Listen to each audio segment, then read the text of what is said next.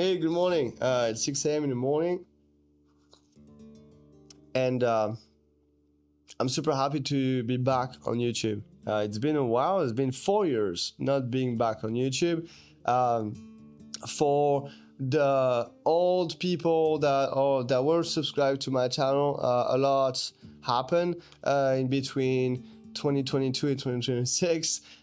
Mainly that I co-founded Beyond Reach Productions, and now I'm the producer and cinematographer and creative director of that company. So I did engage a lot of experience that we're going to talk about quickly today. And for the new ones, welcome here. If you're coming from Instagram and you're living in Canada and I know you, welcome here. You're gonna see that on the channel I have other videos from the past. There's a lot that I hid because they are not that good. They are my very beginning, so I'm trying to make it clear for you to go through the past videos if you want to see what I did a little bit in the past. But yeah, very happy to be back on YouTube.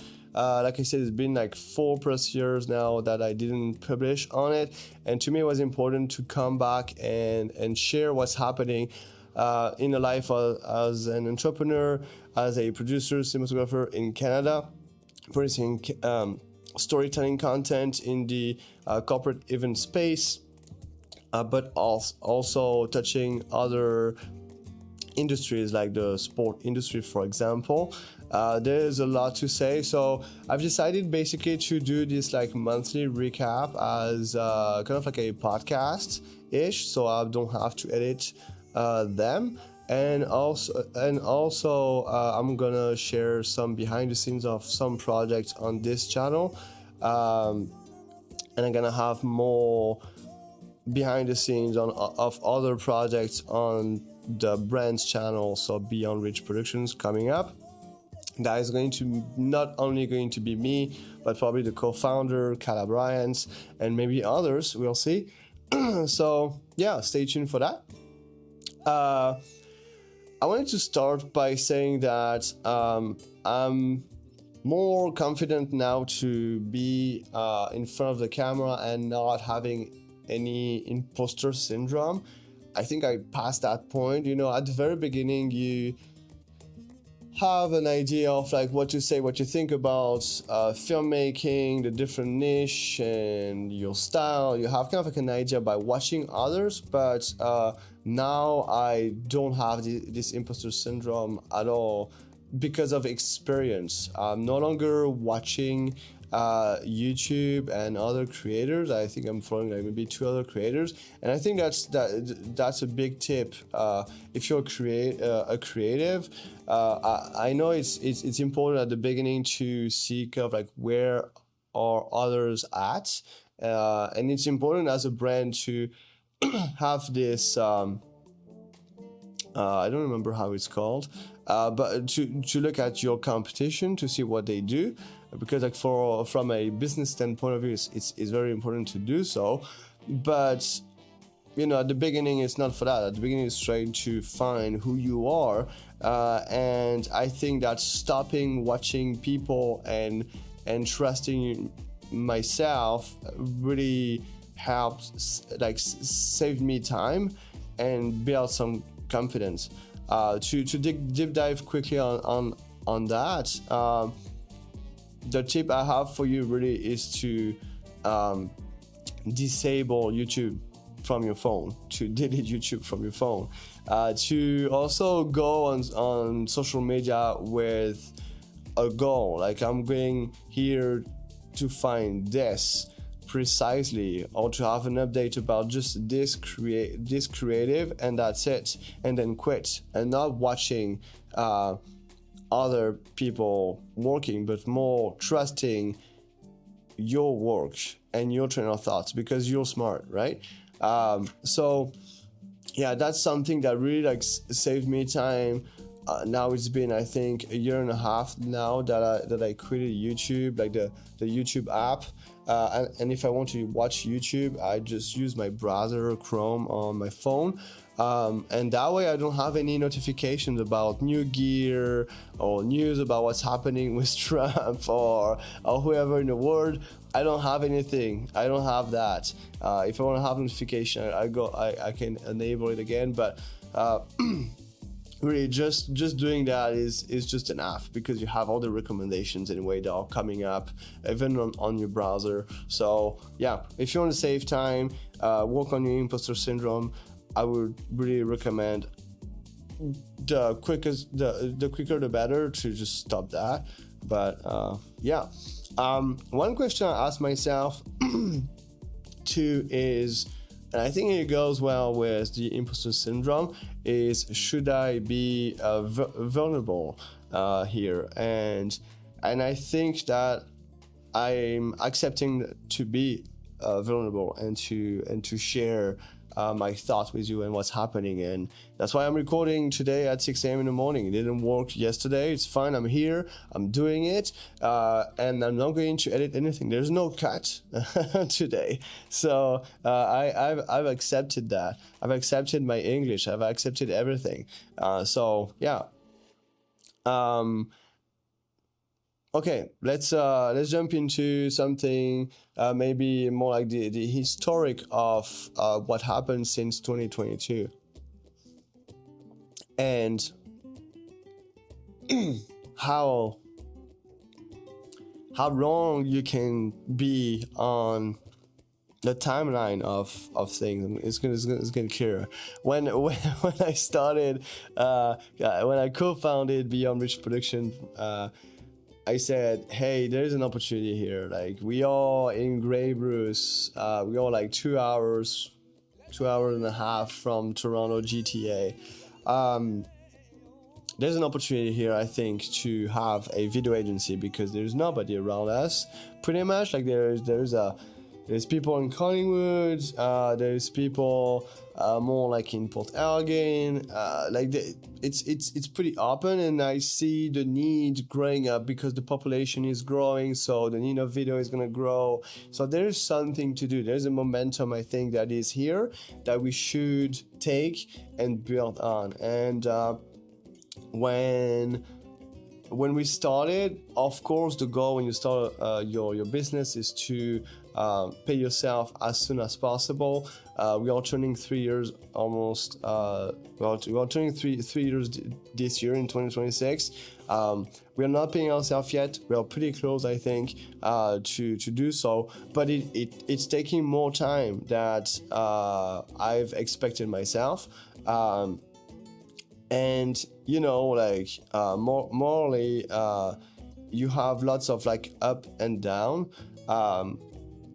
because you know, like myself, I have a family to sustain.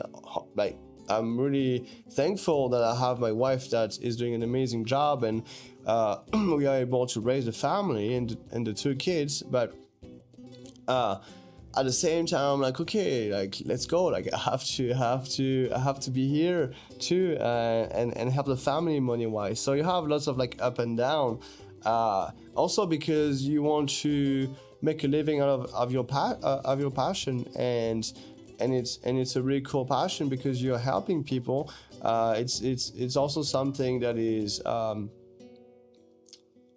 more and more where I want to go with filmmaking, is to have like videos that have an impact in society, and not creating a video that is just going to be another video. Like doing highlights, doing all these concepts, I'm good. I'm okay with it. I think it's important to promote stuff because it's also helping other people to make a living.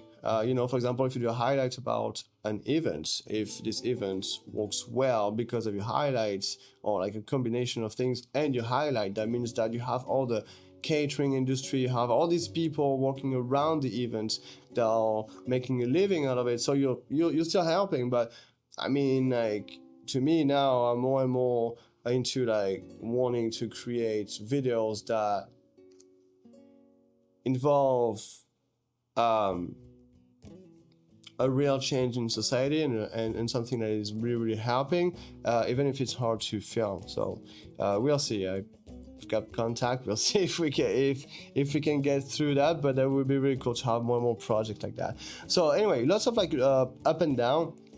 Like I said, not being yourself, trying to find a niche as well is kind of like something that I think we struggle with, in the sense that we have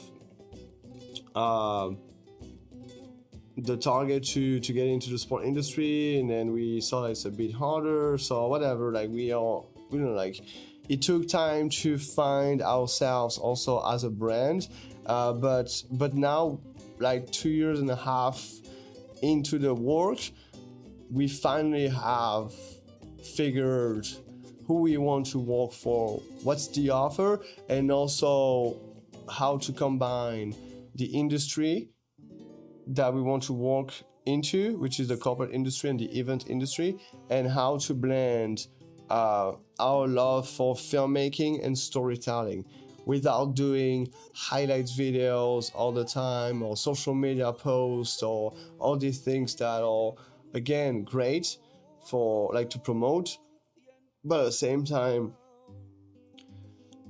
not as interesting, because you don't have like all the dialogue, and like it's not as interesting, I think.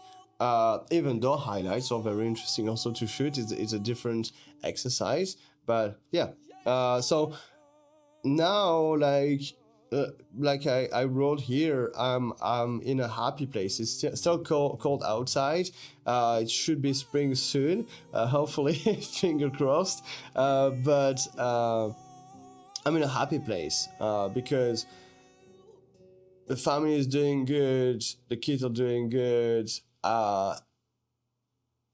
I'm not broken, the body is still here, and we figured where we want to go in 2026, and that's great. I also wrote again that, yeah, like I want to create more and more like impactful videos, and we'll see where that goes. Okay, other ideas that also I wrote for January is also, I just wanted to point out the power of social media. I think it's something that I didn't realize. I realized, and I always tried to have some kind of approval, I think, from people on the internet through social media.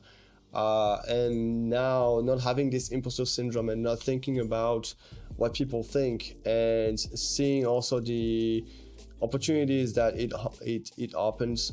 Sometimes I just read something quick and I'm like, I want to say that, and I say it, or I do it, and I might have just one person commenting, and this is going to lead me to an opportunity. So, like there is some power to social media, and you can have lots of up and down with social media, but if you don't look at the numbers, and what you're doing, also leveraging your voice on social media, understanding the different type of voices that you need to have on the different type of social media, LinkedIn, Instagram, YouTube, and so on. If you understand all that, then you're all set.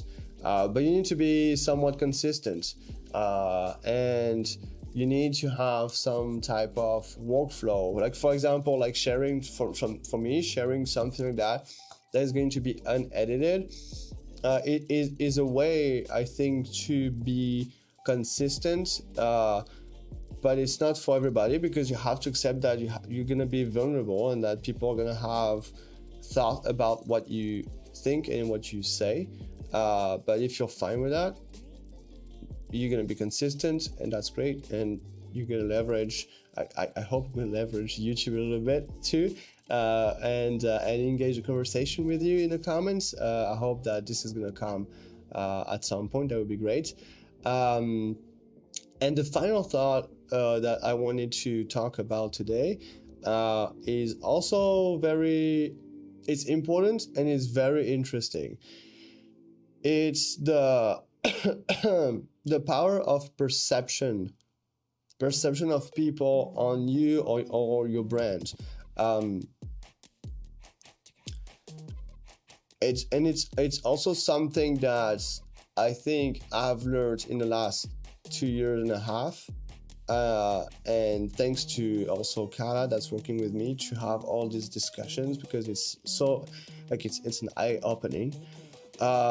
Is the perception of people on your brand in the creative space. I think it's harder maybe than in other industries, because you're building the perception through the project that you're doing, and that's why it's important to have an idea of like the type of industry and project that you want to create, because you're building the perception, and it takes time. Even today we have lots of opportunities and we have lots of content that is like being based in the editing room, that is going to build the next year or even the next 3 years of perception on the website, on YouTube, on social media, the perception too outside, like in the outside world. So for example, we started with the truck that is fully covered with logos. We have also like not this hat, but that's the event hat, the construction event that we are filming, that we filmed yesterday and today. But having hats, having again shirts. I don't have a shirt on me because whatever. But yeah, like shirts, hats, the truck, signage outside the building. Like all these things plus what's online, which online is the hardest in a way, because like I said, you're building constantly. It's taking time. And if you shift from one industry to another, if you don't have a niche, then it's taking maybe a little bit more time as well. How you structure your social media and your messaging is also something that we've learned a lot. And thankfully, we hired multiple coaches, and we still have one that are helping us to get better at that. But yeah, like building the message it's something that really I encourage you to have a coach or people that know about it to fast track the process a little bit. And if you're in Canada, feel free to comment down below. I can get in contact and I can give you some great contacts of like coaches. And I think just that is a subject itself that we'll need maybe to talk about. If there's some interest, let me know. But yeah, there's a whole podcast episode about that. Anyway, I don't want to keep you too long. But yeah, just to recap, very happy to be back.